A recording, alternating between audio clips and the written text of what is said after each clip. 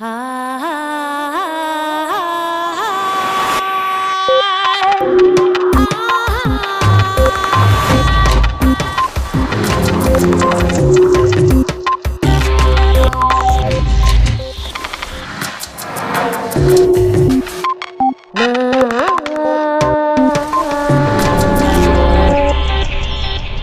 podemos superar la crisis educativa con el modelo tradicional en las aulas. Curtis Johnson. En el sector de la industria, innovar supone mejorar continuamente los productos con respecto a sus versiones anteriores. En este proceso gradual, a veces surge una innovación radical que rompe con el paradigma anterior. Se trata de una innovación disruptiva, algo que obliga a la industria a cambiar sus esquemas y a adaptarse para no morir. Curtis Johnson, consultor educativo, le explica a Punset que la educación está viviendo un proceso de innovación disruptiva que, con apoyo de las plataformas digitales, revolucionará la manera de aprender en las aulas.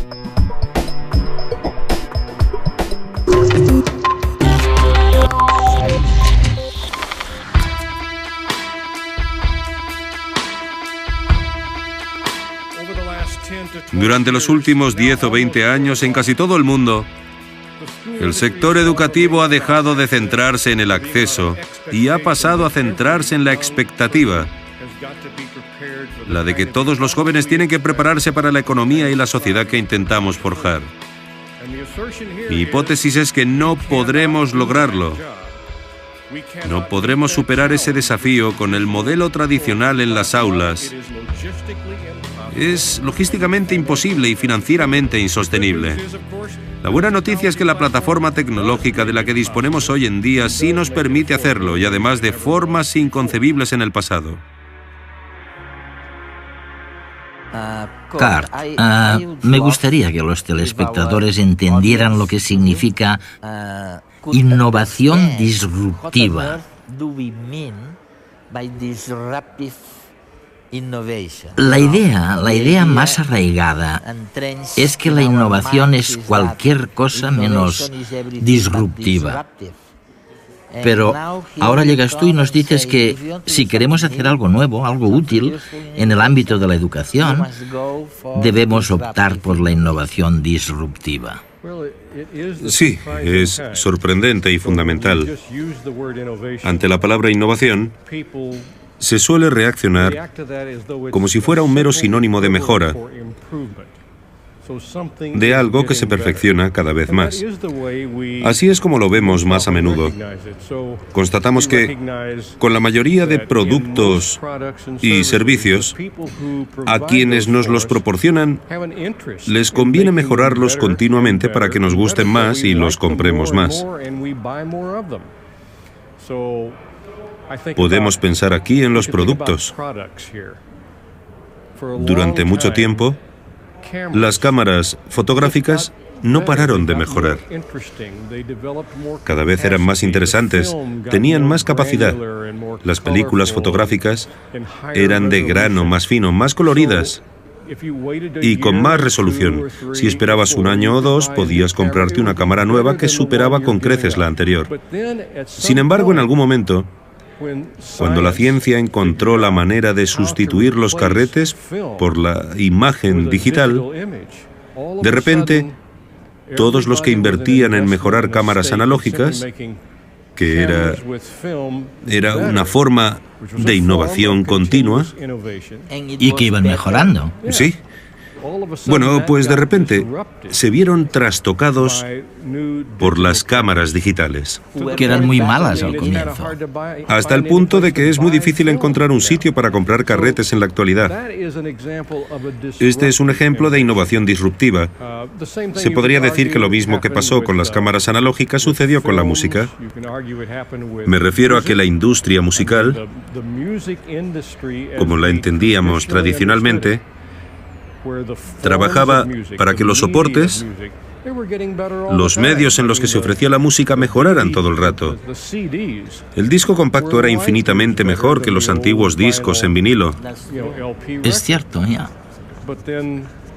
Pero luego Apple, imagino, y otras empresas comprendieron que incluso si el sonido no era tan perfecto como el de un magnífico CD, La modularidad de poder comprar una canción por $1, sumada a la portabilidad de poder tenerla en varios soportes cómodos y fáciles de transportar, era algo que podía arrasar con todas esas décadas de innovación continua, de mejora incremental continua. Fantástico.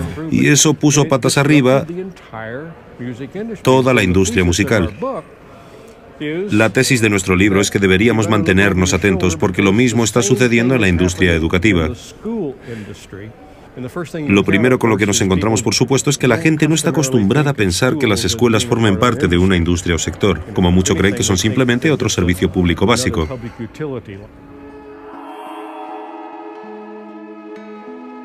Los libros. Algunos estuvieron malditos, otros ocultaron secretos o sirvieron para difundir conspiraciones y promover desde sus páginas ideas y revoluciones. O sencillamente nos hicieron disfrutar de un buen rato. Estamos tan habituados a ellos que no nos damos cuenta de que la invención de la imprenta y el libro fue, tal vez, la innovación disruptiva más importante de la historia de la humanidad. La imprenta rompió con el monopolio del conocimiento, que estaba en manos de unos pocos, generalizando el uso de la lengua escrita y la lectura gracias a un sistema de copia barato y rápido, que aún sigue evolucionando. El hombre es capaz de modificar su entorno introduciendo innovaciones artificiales que transforman nuestra forma de interactuar con los demás. El motor de vapor, por ejemplo, trajo consigo la revolución industrial. La aeronáutica rompió los límites de nuestra capacidad física. El telégrafo, el teléfono o Internet han cambiado nuestra forma de comunicarnos e interactuar con un grupo social mucho más extenso del que nos es habitual. El surgimiento de estas grandes innovaciones disruptivas dan forma a nuestra economía, política, cultura y educación. Especialmente en este último sector, comienza ahora a sentirse con fuerza la disrupción innovadora de las nuevas tecnologías. Los modelos anteriores pervivirán, al menos por un tiempo, pero el futuro es siempre inesperado y el cambio algo imparable. Cuando presento todos los ejemplos de innovación disruptiva, mis interlocutores me escuchan atentamente y luego casi siempre me dicen, o si no lo dicen, lo piensan: muy bien, pero ¿qué tiene que ver esto con la escuela? Entiendo lo que dices sobre la innovación disruptiva en la industria, pero ¿cómo se relaciona con el ámbito educativo? La escuela es distinta. Aunque me fuerces a pensar en la educación como una industria, los colegios son otra cosa. Mi respuesta es que claro que lo son. El sector educativo depende de los entresijos políticos más que cualquier otra empresa o cualquier otra industria, sin duda. Las escuelas tienen mucha presión para conseguir recursos para funcionar. Pero ese no es el quid de la cuestión. Lo más importante es que el modelo vigente en el sector educativo está casi completamente desvinculado de la realidad del siglo XXI. Perdonadme ahora si exagero un poco, pero según el modelo que sigue siendo dominante en la mayoría de escuelas del mundo, al entrar en el aula casi parece que el conocimiento sea algo escaso, difícil, prácticamente imposible de obtener, a no ser que tengamos a un adulto debidamente cualificado de pie frente a un grupo de jóvenes que le escuchen solícitos, dispuestos a anotar en sus cuadernos cualquier dato supuestamente de valor. Pero los alumnos saben que no es así. El conocimiento es ubicuo. Pueden entrar en Google para buscar una respuesta y llegar a ella mucho más rápido que nadie en esta sala. Hasta un muchacho de 9 o 10 años puede hacerlo. Es cierto que tal vez no tengan el criterio para saber cuáles son las cosas que merece la pena buscar, ni la sabiduría para valorar lo que encuentran, pero es evidente que pueden acceder al conocimiento. No tenemos que dárselo. Realmente lo que dices es que la innovación disruptiva que ha sucedido en la industria, básicamente o en cualquier otro tipo de actividad, también sucederá en la educación. Habrá innovación disruptiva. Sí, y no solamente pasará en la educación, sino que sucederá prácticamente del mismo modo que sucede en otros sectores. La pauta en otros sectores es que la tecnología disruptiva se introduce en el mercado. Si pensamos ahora en un contexto de mercado, con un primer intento que realmente no es muy bueno. De modo que las únicas personas a las que les interesa al principio son los que no han podido permitirse el producto mayoritario, no han podido acceder a él o lo han encontrado poco práctico en algún sentido. Por tanto, si pensamos ahora en las escuelas, los que viven lejos de un centro educativo, o los que están siendo escolarizados en casa, o los que se han quedado atrás y necesitan ponerse al día, pero no tienen una manera convencional de hacerlo, son los que conforman el mercado inicial, formado por personas que no tienen demasiadas opciones. Así que incluso si los primeros productos son peores de la plataforma tecnológica no son muy buenos, se lanzarán a probarlos porque son mejores que nada. Es como los que compraron los primeros televisores que funcionaban con transistores. En realidad no eran muy buenos aparatos, pero para quienes no se podían permitir los enormes sistemas de televisión para el salón que ocupaban un mueble entero, era mejor el sistema nuevo que no tener televisor en absoluto. Así que estuvieron muy satisfechos, y esa tecnología disruptiva empezó a consolidarse en el mercado.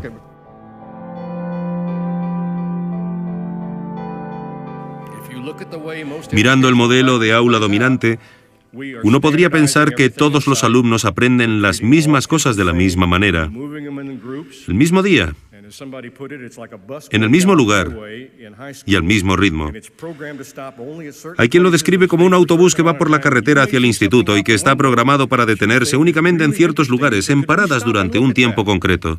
Si alguien va en el autobús, mira por la ventana, ve algo interesante y pregunta si puede bajar a mirarlo, la respuesta es no. Tenemos que ir hacia la siguiente parada, porque así está programado. No es un sistema muy flexible. La única forma de hacerle frente es mediante la personalización radical. ¿Y es posible hacerlo? Desde luego. Pero yo diría que la plataforma tecnológica, o como queráis llamarla, el aprendizaje electrónico, ha seguido el mismo recorrido que la innovación disruptiva que podemos encontrar en cualquier otro sector. La primera versión del aprendizaje electrónico no era demasiado buena, pero luego, sigilosamente, como todas las innovaciones disruptivas, el sistema fue mejorando y mejorando. Se volvió más vívido, más sólido. Empezó a cubrir más asignaturas. ¿Y qué ha sucedido ahora? En los últimos 2 o 3 años, llegados a este punto, puede que peque de romántico o idealista, yo diría que acabamos de entrar en la fase 3.0 del aprendizaje electrónico. No hay más que ver el software educativo y la oferta online que hay ahora. Las 12 empresas principales de este campo compiten mucho entre sí y crecen a tasas del 30 al 40% por año. Pero es que, además, este sistema ofrece algunas de las oportunidades de aprendizaje más sofisticadas del mundo. Hay cursos de química que le dan 20 vueltas al 99% de las clases de química que pueda impartir cualquier buen profesor. Y si quieres asegurarte de que los niños sepan qué olor desprende un mechero de Bunsen, siempre pueden ver el material en la biblioteca e incluso recibirlo por correo. Pero ¿cómo se puede conciliar la innovación disruptiva, incluso en el ámbito educativo, con eso que se nos dice tan a menudo de que uno de los principales problemas de la educación es la falta de personalización, que es muy cara, claro? Exacto. El sector educativo siempre se ha caracterizado por un compromiso muy noble de personalizar la experiencia de aprendizaje. Siempre hemos dicho que sería muy deseable, pero lo cierto es que jamás ha sido una opción económicamente viable. Es como si alguien quisiera una versión personal del Windows. Resultaría carísimo. El modelo tradicional carece de medios para personalizar la experiencia educativa de cada niño. Sin embargo, lo que permite la innovación disruptiva, si nos planteamos la tecnología no como una herramienta, ni tampoco como algo que añadamos a la estructura tradicional, sino como una plataforma en sí misma, es que de repente resulta ya no solamente factible, sino también asequible personalizar la experiencia de aprendizaje. Es verdad. Y en realidad, en muchas de las demostraciones que se han hecho hasta ahora, acaba costando un poco menos que el modelo tradicional. ¿Quieres aprender a componer música? ¿Quieres aprender un idioma extranjero? ¿Quieres entender las coordenadas cartesianas, algo que probablemente ha hecho solamente un 1% de los presentes? Todo esto es posible ahora y no lo era antes. Sin embargo, la siguiente pregunta suele ser, bueno, si se utilizan estos recursos, la mayoría de los cuales son recursos online, tanto si los niños están en grupo como si están en ubicaciones remotas, ¿estamos hablando entonces de una escuela de verdad? Creo que la mayoría de los que hemos visto surgir esta generación 3.0 de ofertas electrónicas educativas convendríamos que sí, porque se pueden incorporar varios modelos didácticos, se forjan comunidades y también redes para facilitar el aprendizaje, y la imagen cada vez difiere más a la de la fotografía con niños sentados frente a un ordenador cara a la pared. En su lugar, tenemos algo como lo que refleja el instituto de un pequeño municipio rural. Os prometo que nada más entrar en la escuela, parece que hayas entrado en el departamento de marketing de una empresa de nueva creación. La primera impresión es que no está pasando nada, que nadie trabaja. Pero luego te das una vuelta y te percatas de que suceden un montón de cosas. Los alumnos trabajan en grupos, los profesores van de un lado a otro solucionando problemas, respondiendo dudas, dando consejos y animando a los chicos, algunos de los cuales preparan presentaciones orales, otros resuelven problemas. Hay chicos mayores que ayudan a los más pequeños, otros corren a hacer algo que es mejor hacer en grupo. Se trata de una escuela de verdad, y es el tipo de escuela que está surgiendo.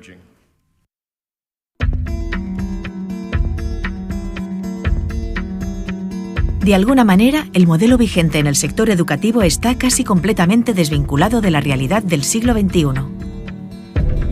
El futuro es digital, y los que pueblan ahora las escuelas pertenecen a esa esfera.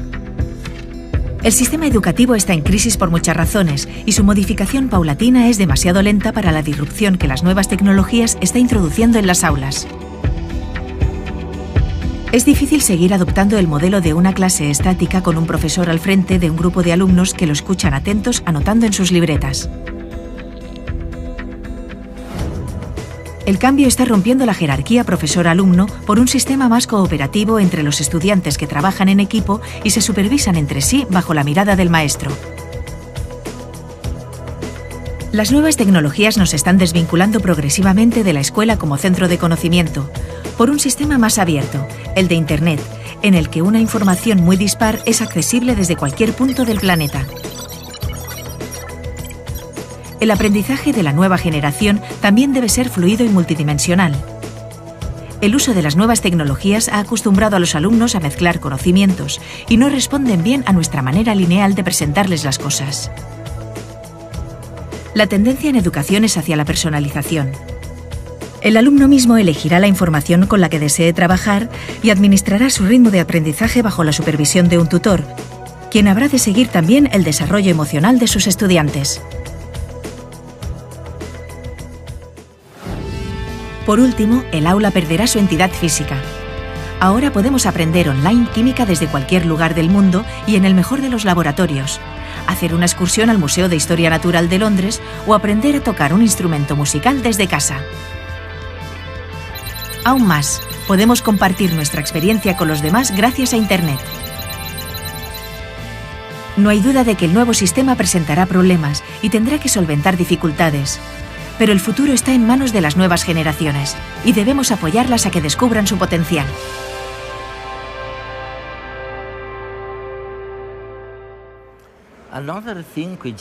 Otra cosa que se dice constantemente es que el sistema educativo actual no les brinda a los estudiantes las nuevas competencias y habilidades que son necesarias para conseguir un trabajo en el mundo de hoy. Exacto. Nuevamente, ¿cuáles son esas competencias? Bien, hay un determinado porcentaje de jóvenes que parecen destinados a que todo les vaya bien sea cual sea el sistema educativo. A ellos siempre se les ha dado bien. Así que incluso si la educación o las escuelas no cambian durante 100 años o más, estos jóvenes seguirán teniendo buenos resultados porque aprenden lo que hay que aprender y todo les va bien. No obstante, La mayoría de niños, igual que la mayoría de jóvenes, deberán adquirir destrezas que las generaciones anteriores no tenían. Me refiero a que no solamente tendrán que aprender asignaturas básicas, sino que deberán saber cómo encontrar las cosas que necesitan saber. Y luego tendrán que aprender a trabajar tal como trabaja el mundo hoy, que es principalmente en equipo. Deberán practicar el arte de la colaboración, que me parece que... No es tan competitivo. Sí, eso es el reto de colaborar con desconocidos. A todos nos encanta la idea de colaborar con nuestros amigos y lo hacemos de muchas maneras todo el rato. Pero el mundo laboral nos fuerza a llevarnos bien productivamente y crear algo de valor con gente que quizá ni siquiera nos gusta, lo cual requiere un tipo completamente distinto de educación. Muchos opinan que la plataforma online comporta anonimato, distancia, soledad, alienación, disfunción social, exclusión. Sí, pero resulta que no es así. Si entrevistamos a los profesores online, y la mayoría de ellos empezaron a trabajar en el sector tradicional y luego se pasaron a la formación por Internet, muchos de ellos porque habían perdido su trabajo, casi todos nos dirán que tienen una relación más cercana, más íntima y más interactiva con los alumnos en la plataforma online que cuando estaban en un aula tradicional. En el aula tradicional estaban ahí de pie frente a ¿qué? ¿20, 25, 30 alumnos? Un 20 o 30% de estos alumnos jamás levantaban la mano para hablar. Algunos porque se aburrían como ostras, ya que todo iba demasiado lento para ellos. Otros porque no entendían las cosas y no tenían suficiente confianza como para pedir la palabra y decir que no se enteraban de nada. Pues bien, en el mundo online, esto no puede ser así. El profesor debe tener un contacto individualizado con todos los alumnos, a través de varios medios y constantemente. Y además queda un registro informático de este intercambio. Así que en realidad no se crea anonimato, sino que más bien se elimina.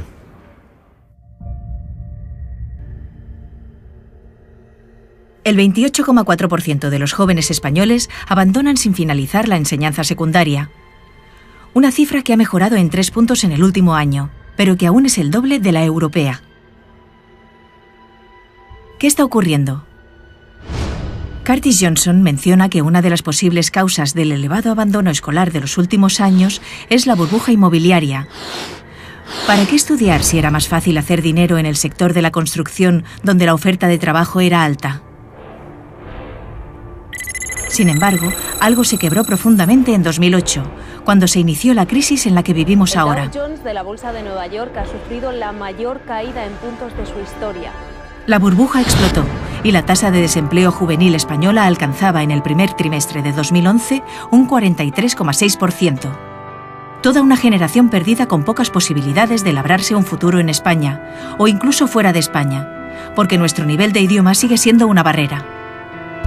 El sistema educativo también es, en gran parte, responsable de la situación, porque no suministra las nuevas competencias necesarias para la sociedad del conocimiento y porque sigue anclado en las necesidades de la pasada revolución industrial.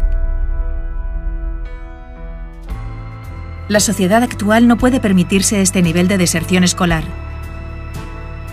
Es importante incentivar a nuestros jóvenes a que estudien, ya que se calcula que el 50% del abandono se debe a que los estudiantes no se sienten motivados. Sencillamente, se aburren en clase.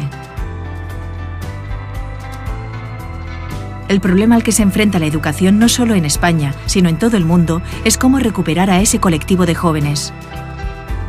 Para ello, tendremos que adaptar la enseñanza al ritmo y forma de vida que comprenden los jóvenes de hoy. La introducción del aprendizaje emocional en el sistema educativo constituye un instrumento imprescindible para consolidar ese objetivo. El modelo tradicional no puede seguir funcionando así mucho tiempo, si bien el nuevo sistema aún está por definir.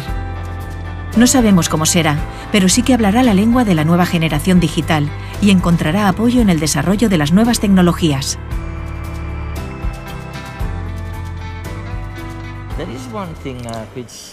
Hay algo que me parece fantástico en lo que dices. Afirmas que debemos cultivar la aspiración a que las personas sean distintas entre sí, que no seamos todos iguales.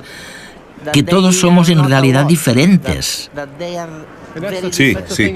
Y ahí se demuestra lo absurdo que es el modelo educativo dominante que todavía perdura en la mayoría de países. Es como si hubiera una suposición comúnmente aceptada de que todos los niños son iguales. Los educamos igual a todos, les presentamos el material del mismo modo y esperamos que todos aprendan las mismas cosas de la misma manera, durante el mismo día y al mismo ritmo. Esta postura no es realista, puesto que no contempla lo diferentes que son los niños en muchísimas cosas, por ejemplo, en el estilo de aprendizaje, pero también en el ritmo de adquisición de los conocimientos.